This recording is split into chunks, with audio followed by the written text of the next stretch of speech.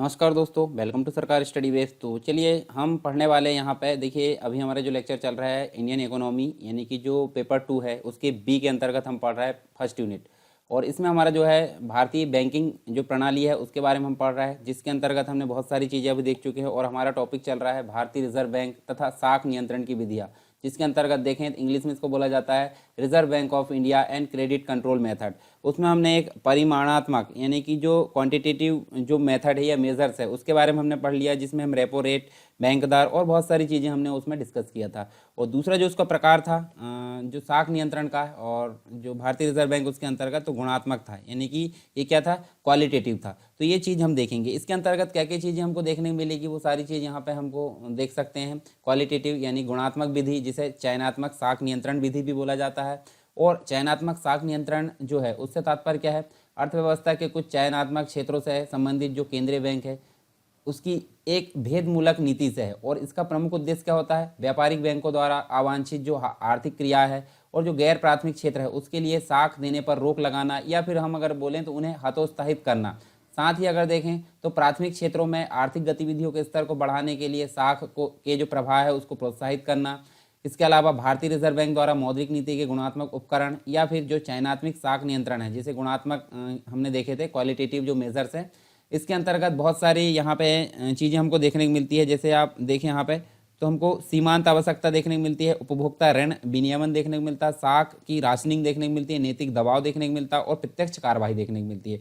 तो चलिए देख लेते हैं हम क्या होता है ये सीमांत आवश्यकता और जो अन्य चीज़ें हैं। सीमांत आवश्यकता यानी कि मार्जिनल रिक्वायरमेंट इसको बोला जाता है। तो इसके अंतर्गत हम बात करें तो मुख्य रूप से हमको देखने को मिलता है कि जो वाणिज्यिक बैंक होते हैं, कमर्शियल बैंक की अगर बात करें तो ऋण लेने वाले जो होते हैं उनको कुछ प्रतिभूति मतलब जो सिक्योरिटी होती है, या फिर हम संपत्ति की अगर बात करें तो संपत्ति या सिक्योरिटी को जमानत के तौर पर, जमानत मतलब जैसे कोई व्यक्ति ऋण लेता है तो उसके बदले में उसके पास जो है जमा करवाई जाती है, मतलब ताकि वो ऋण समय पर उपलब्ध कराया जा सके, ठीक है, मतलब वापस करे। तो इसके बदले में वो है ऋण प्रदान करते हैं। सामान्य तौर पर इस जमानत का जो मूल्य है स्वीकृत ऋण से अधिक होता है और बंधक रखी गई जो संपत्ति होती है उसके मूल्य और उसके आधार पर दिए गए जो ऋण है उसके बीच के अंतर को यहाँ सीमांत आवश्यकता या ऋण मार्जिन हम बोल सकते हैं। सीमांत आवश्यकता या ऋण की मार्जिन इसको बोला जा सकता है। और आरबीआई की वही बात करें हम, आरबीआई मतलब रिजर्व बैंक ऑफ इंडिया यानी भारतीय रिजर्व बैंक, तो इसमें जो है अर्थव्यवस्था के जिस क्षेत्र में ऋण के प्रवाह को बढ़ाना चाहता है ये आरबीआई, वहाँ सीमांत आवश्यकता या ऋण मार्जिन को घटा देता है, तथा जिस क्षेत्र में ऋण के प्रवाह को कम करना चाहता है वहाँ ऋण मार्जिन बढ़ा देता है। तो ये दोनों चीज़ हमको देखने को मिलती है। और इस पद्धति का उपयोग कर यानी कि जो टैक्स होता है, टैक्स ऋण की दिशा को गैर आवश्यक से आवश्यक क्षेत्रों की तरफ यहाँ पे किया जाता है। तो ये हमको देखने को मिला सीमांत आवश्यकता होती क्या है। दूसरा हमको देखने को मिलता है गुणात्मक के अंतर्गत उपभोक्ता ऋण विनियमन, इसको बोला जाता है कंज्यूमर डेप्ट रेगुलेशन, कंज्यूमर डेप्ट रेगुलेशन, CDR इसको बोला जाता है शॉर्ट में। और क्या होता है ये, तो हम देख सकते हैं, देखिए इसके अंतर्गत अगर देखें तो उपभोक्ता की ऋण की आपूर्ति यानी कि जो लोन की सप्लाई है तथा उसके परिणाम स्वरूप जो मुद्रास्फीति जिसे हम इन्फ्लेशन बोलते हैं, एक तो हो गई ऋण की आपूर्ति और एक हो गई मुद्रास्फीति, तो इन दोनों को भी नियंत्रित किया जाता है यहाँ पे उपभोक्ता ऋण विनियमन के माध्यम से। दूसरी चीज हमको देखने मिलती है साख की राशनिंग। साख की राशनिंग मतलब राशनिंग ऑफ क्रेडिट इसको बोला जाता है। और यहाँ इसके बारे में बात करें तो साख की राशनिंग के अंतर्गत जो आरबीआई है, रिजर्व बैंक ऑफ इंडिया है, इसके मतलब आरबीआई रिजर्व बैंक जो है क्या करता है, वाणिज्यिक बैंकों द्वारा ऋण देने की जो अधिकतम सीमा है उसको निर्धारित करता है, या फिर हम बोल सकते हैं कि वाणिज्यिक बैंक इस कोटे की सीमा से अधिक ऋण नहीं दे सकते। तो ये चीज़ डिफाइन की जाती है आरबीआई के द्वारा। और यह जो सीमा है या तो किसी विशेष उपयोग के लिए या सामूहिक आधार पर तय की जाती है। जैसे सभी वाणिज्यिक बैंकों को स्वयं द्वारा दिए जाने वाले कुल ऋण का 40% यहाँ पे जो है इसकी प्राथमिकता प्राप्त क्षेत्रों को देना आवश्यक होता है। प्राथमिकता प्राप्त क्षेत्रों में कुल ऋण का हम देखें तो 18% ऋण कृषि क्षेत्र को यहाँ पे दिया जाता है। इसके अलावा हमको देखने को मिलता है नैतिक दबाव। नैतिक दबाव होता क्या है, तो नैतिक दबाव मतलब मोरल सिचुएशन इसको बोला जाता है। तो देखिए ये नैतिक दबाव जो होता है आरबीआई यानी कि रिजर्व बैंक ऑफ इंडिया के द्वारा रिजर्व बैंक के द्वारा अन्य जो वाणिज्यिक बैंक है उससे अपनी नीतियों का अनुपालन कराने की दृष्टि से जारी किए गए जो अनुदेश होते हैं या फिर जो दबाव होते हैं उसका एक आधार होता है। और इसे इसे जो विचार विमर्श पत्र है, अभिभाषण है, या फिर बैंकों को संकेतात्मक जो संदेश होते हैं उसके माध्यम से व्यवहारिक रूप से दिया जाता है। और रिजर्व बैंक समय समय पर अपनी नीतिगत जो स्थिति होती है जो नीतिगत स्थिति होती है इसकी घोषणा करके बैंक से उसके अनुरूप कार्य करने की अपेक्षा भी की जाती है। किसके अंतर्गत? नैतिक दबाव के अंतर्गत। और लास्ट यहाँ हमको देखने को मिलता है गुणात्मक जो विधि है, गुणात्मक विधि यानी कि जो क्वालिटेटिव मेथड है उसके अंतर्गत अगर देखें तो प्रत्यक्ष कार्रवाई हमको देखने को मिलती है। प्रत्यक्ष कार्रवाई क्या है? डायरेक्ट एक्शन इसको बोला जाता है। और यदि यहाँ पे बैंक मतलब जो नॉर्मल जो बैंक होते हैं वो क्या करते हैं, वो आरबीआई को, यानी बैंक जो है आरबीआई के निर्देशों का पालन नहीं कर रहे हैं तो आरबीआई उन बैंकों को ऋण आपूर्ति से वंचित या फिर कुछ दरों को उनके लिए बदलकर उन्हें दंडित भी कर सकता है। इसे ही प्रत्यक्ष कार्रवाई बोलते हैं। और इसके अतिरिक्त वह किसी बैंक विशेष पर प्रतिबंध भी लगा सकता है। तो ये हो गई मुख्य रूप से क्या हमने देखें गुणात्मक विधि और क्वांटिटेटिव मेथड, यानी कि हम परिमाणात्मक विधि हमने पहले ही देख चुके हैं जिसमें आरआर यानी repo rate, reverse repo rate, CRR, SLR, बहुत सारी चीज़ें हमने वहाँ देखे थे। बैंक रेट के बारे में हमने देखे थे। अब बात करते हैं यहाँ पे एक चीज़ आपको देखने को मिलती है जिसे हम बोलते हैं एमडीआर। एमडीआर का मतलब होता है merchant discount rate. Merchant discount rate होता क्या है?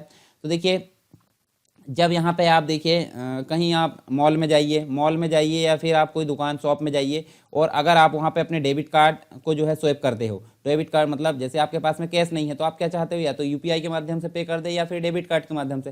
तो डेबिट कार्ड के माध्यम से स्वैपिंग मशीन में क्या करते हैं, आप स्वैप करते हो तो इससे आपको पैसा देना होता है और जितना भी पैसा दिया जाता है तो उसके ऊपर एक टैक्स लगता है। किसको? जो दुकानदार है उसको जो है इस अमाउंट पर कुछ राशि किसको देना पड़ता है? मर्चेंट यानी मीडिएटर बैंक को यहाँ पे देना पड़ता है। तो इसे ही हम क्या बोलते हैं? मर्चेंट डिस्काउंट रेट बोलते हैं। तो सिंपल अगर बोले तो जब किसी दुकान मतलब जो दुकान होती है, शॉप होती है, उस पर कोई व्यक्ति अपना कार्ड स्वैप करता है तो जो शुल्क दुकानदार को वो अपने सेवादाता को देना होता है उसे ही यहाँ पे एमडीआर शुल्क बोला जाता है। और यह शुल्क ऑनलाइन लेन देन या फिर क्यूआर जो आधारित ट्रांजैक्शन उस पर भी लागू होता है। इसके अलावा बैंक जो है डेबिट कार्ड और क्रेडिट कार्ड जो सेवाएं होती है, मतलब क्यूआर हमने देखे ऑनलाइन लेन देन, और डेबिट कार्ड और क्रेडिट कार्ड की जो सेवाएं होती है उसको उपलब्ध कराने के लिए मर्चेंट यानी कि जो व्यापारिक इकाई है उससे मर्चेंट डिस्काउंट रेट यानी एमडीआर वसूलते हैं। यह शुल्क बैंकों या फिर पीओएस जो मशीन है, जैसे हमें देखिए लगाने वाली जो कंपनी है, और वीज़ा मास्टर कार्ड जो गेटवे है उसमें बांटा जाता है। व्यापारी को पीओएस के जरिए भुगतान ग्रहण करने पर एमडीआर की अदायगी व्यापारी द्वारा बैंक को की जाती है, लेकिन कई व्यापारी ग्राहक से एमडीआर शुल्क वसूलते हैं। तो ये चीज़ें भी आपको देखने मिलती होगी मार्केट में। साथ ही अगर देखें तो सरकार ने विमुद्रीकरण यानी डिमोनेटाइजेशन के बाद रतन पी बतल जो समिति थी, कमेटी यहाँ पे गठित की गई थी जिसने जो है एमडीआर दर को कम करने की सिफारिश की। और जनवरी 2020 की बात करते हैं, ठीक है, जनवरी 2020 की यहाँ पे बात करते हैं तो इससे जो है यहाँ पे हमको 50 करोड़ से अधिक का कारोबार करने वाली जो सभी कारोबारी है बिना किसी एमडीआर शुल्क के डेबिट कार्ड और क्रेडिट कार्ड यानी यूपीआई क्यूआर कोड के जरिए भुगतान की सुविधा उपलब्ध करा रहे हैं। तो ये चीज़ हमको देखने को मिलती है मर्चेंट डिस्काउंट रेट यानी एमडीआर के माध्यम से। चलिए आगे देखते हैं हम आगे जो चीज़ हमको देखने को मिलती है। अब बात करते हैं हम भारत में बैंकिंग जो व्यवस्था है उसके अंतर्गत भारत में वाणिज्यिक बैंक यानी commercial bank of India, commercial bank in India हम बोल सकते हैं। भारत में अगर बात कर रहे हैं तो यहाँ पे दो प्रकार के बैंक हमको देखने को मिलते हैं कमर्शियल बैंक के अंतर्गत। एक तो मिलते हैं अनुसूचित बैंक। अनुसूचित बैंक का मतलब जो आरबीआई की 1934 अधिनियम था उसकी अनुसूची क्रमांक 2 में यहाँ पे वर्णित है, उनका लेखा जोखा है। और दूसरे जो होते हैं जो यहाँ पे वर्णित नहीं होते यानी गैर अनुसूचित बैंक इनको बोला जाता है। तो ठीक है, यहाँ पे शेड्यूल्ड बैंक इनको बोला जाता है। दूसरा होता है नॉन शेड्यूल्ड बैंक इनको बोला जाता है। तो अनुसूचित बैंक के बारे में हम देख लेते हैं थोड़ी सी जानकारी। अनुसूचित बैंक होते क्या है? तो अनुसूचित बैंक ऐसे बैंक होते हैं जिन्हें भारतीय रिजर्व बैंक अधिनियम 1934 की द्वितीय अनुसूची में सम्मिलित किया गया हो। तो ये हमने पहले ही बात कर ली है। और इस अनुसूची में उन्हीं बैंकों को सम्मिलित किया जाता है जो कि निम्न शर्तों को पूरा करते हैं। शर्त क्या होनी चाहिए? बैंक की प्रदत्त पूंजी और संचित कोष 25 लाख रुपए से कम नहीं होना चाहिए।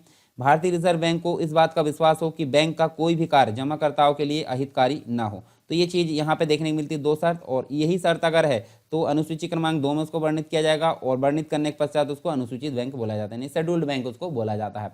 ठीक है, और अनुसूचित बैंकों में सार्वजनिक तथा निजी बैंकों के निजी क्षेत्रों के जो बैंक है वो दोनों ही यहाँ पे शामिल किए जाते हैं।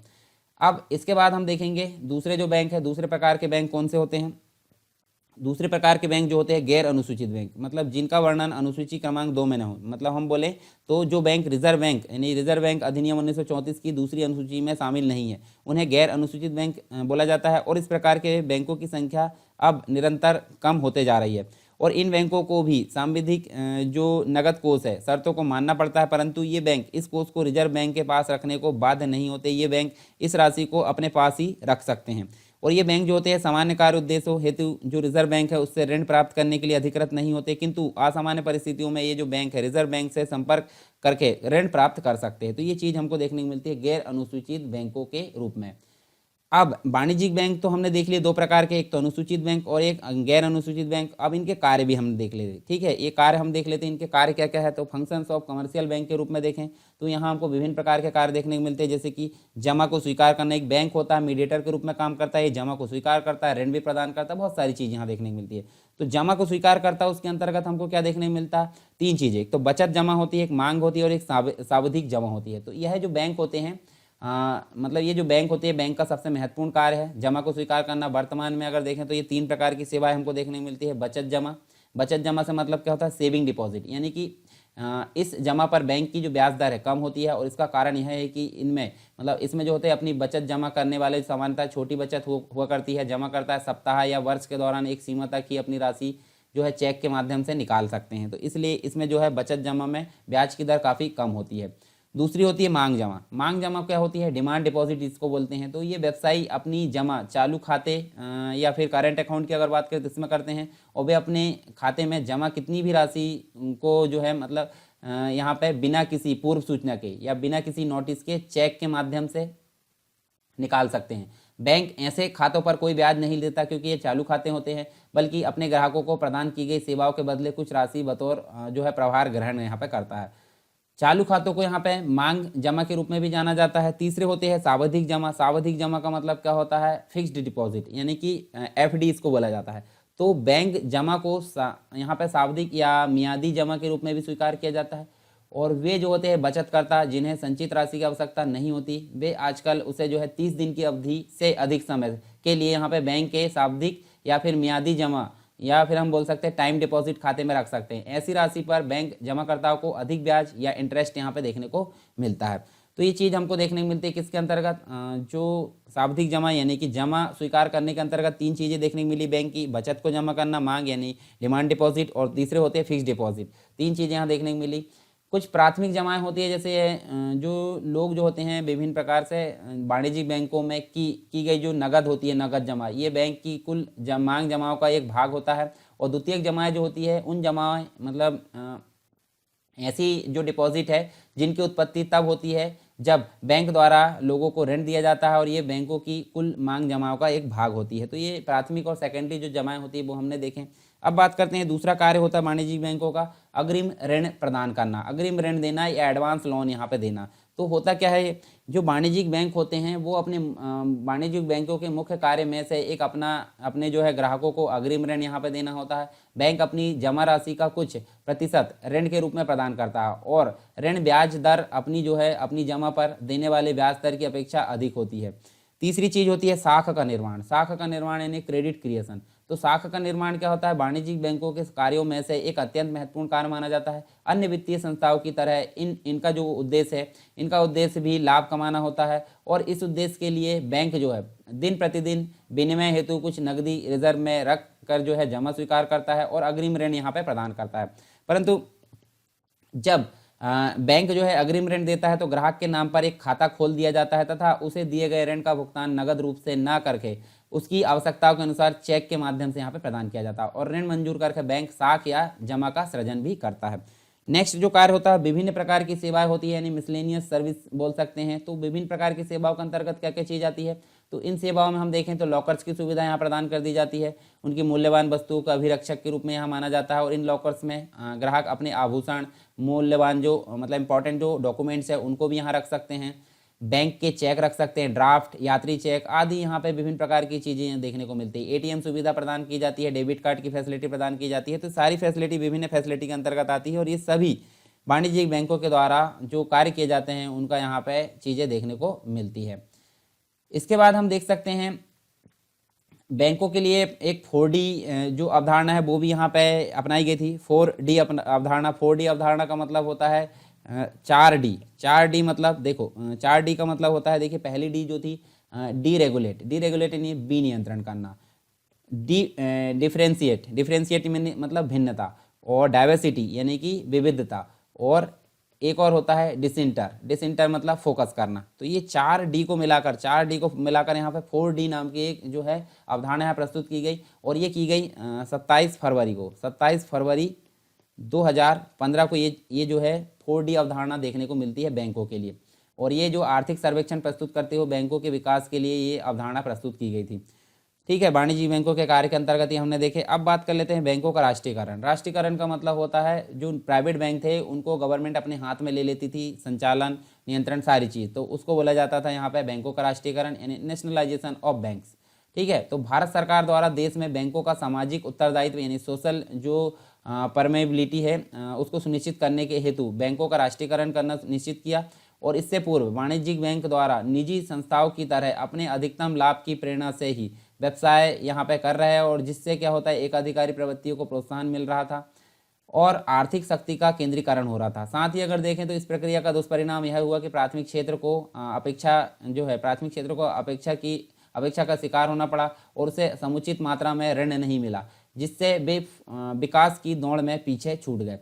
अच्छा, हमको ये चीज़ देखने को मिलती है 1968 में। ठीक है, 1968 की अगर बात करें तो 1968 में इन सभी तथ्यों को, इन समस्याओं को ध्यान में रखते हुए भारत सरकार के द्वारा दो प्रकार की यहाँ व्यवस्था देखने को मिलती है। पहला तो देखने को मिलता है बैंकिंग अधिनियम का निर्माण करना, और दूसरा देखने को मिलता है राष्ट्रीय साख परिषद की स्थापना करना, यानी कि बैंकिंग अधिनियम जो एक्ट था उसका निर्माण करना, और साख परिषद यानी कि नेशनल क्रेडिट काउंसिल की स्थापना करना यहाँ मुख्य काम था। तो चलिए यहाँ पे देख लेते हैं हम कुछ चीज़ें इसके बारे में। तो देखिए यहाँ पे हमको जो है इसके अंतर्गत 1 जुलाई को अगर बात करें, ठीक है, 1 जुलाई 1955 को क्या हुआ था आपको पता होगा, इंपीरियल बैंक को एसबीआई के रूप में यहाँ पे राष्ट्रीयकृत किया गया था। यानी इंपीरियल बैंक ऑफ इंडिया का आंशिक राष्ट्रीयकरण कर दिया और उसका नाम बदल कर क्या रख दिया गया, एसबीआई। ये चीज़ आपको पता होगी, हमने पीछे पढ़ ली है। ठीक है, और इसके साथ 8 अन्य बैंकों को भी इसके सहायक बैंक के रूप में बदल दिया गया, जिन्हें स्टेट बैंक ऑफ इंडिया के नाम से जाना गया। ठीक है, सामूहिक बैंक एक प्रकार से बोल सकते हैं हम। सामाजिक नियंत्रण की इस नीति का प्रभाव बहुत ही अल्पकालिक सिद्ध हुआ, और 1969 को बात कर लेते हैं। 1969 कब, 19 जुलाई 1969 को 14 वाणिज्यिक बैंक, आपको ये भी पता होगा 14 वाणिज्यिक बैंक को यहाँ पर राष्ट्रीयकरण कर दिया गया, और जिनकी जमा राशि 50 करोड़ या उससे अधिक थी।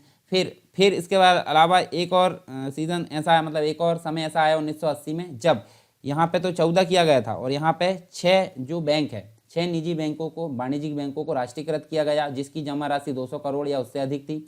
जैसे कि आंध्रा बैंक की अगर बात करें, corporation bank, Punjab and Sind की बात करें, oriental bank of commerce, Vijaya bank, new bank of India, ये सारे बैंक यहाँ पे देखने को मिलते हैं। 6 बैंक, 14 बैंक के भी हम देख सकते हैं। फिर हम देखें यहाँ पे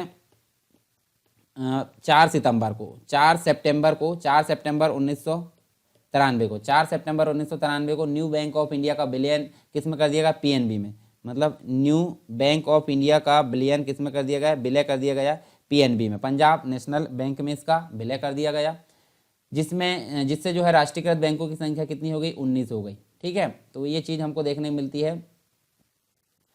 अब इसके बाद हम देखें तो हमको क्या चीज़ें देखने को मिलती है, जो 14 बैंक थे, 14 बैंक की अगर बात करें तो देखिए इसके नाम भी हम देख सकते हैं। 19 जुलाई 1969 को जिनका जो है क्या किया गया था, राष्ट्रीयकृत किया गया था, जैसे पीएनबी है, सेंट्रल बैंक ऑफ इंडिया है, बैंक ऑफ बड़ौदा है, बैंक ऑफ इंडिया है, इसके अलावा कैनरा बैंक है, इलाहाबाद बैंक है, देना बैंक है, सिंडिकेट बैंक है, यूनाइटेड बैंक ऑफ इंडिया है, इसके अलावा Indian overseas bank, union bank of India.